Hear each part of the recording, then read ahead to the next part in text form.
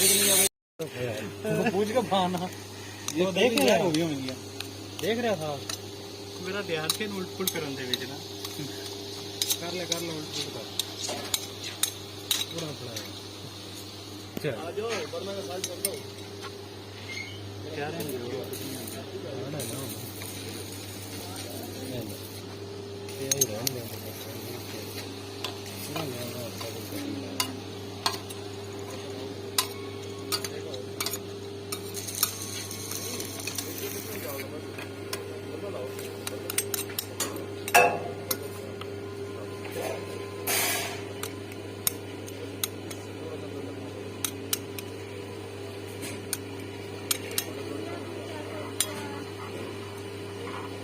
वास्ते मेल्ट पे चम्मच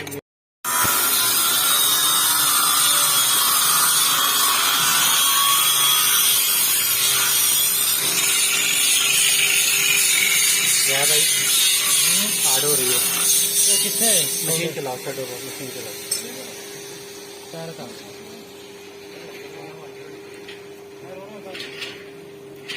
दूर हो जा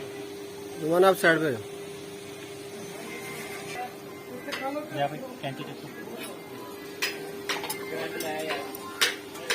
मुझे पौधे छिड़कना हाँ नहीं वो काम नहीं कर जल्दी करो हार्ड हो रही है तन बुला रहे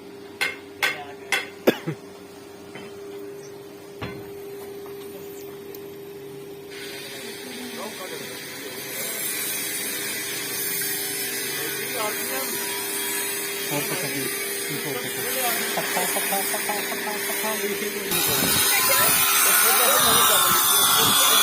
एक मिनट ठहर जाओ चलो भाई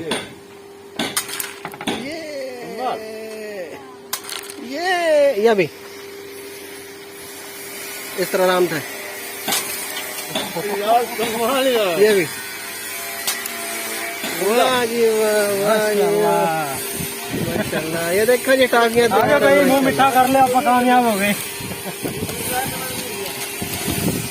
ला भी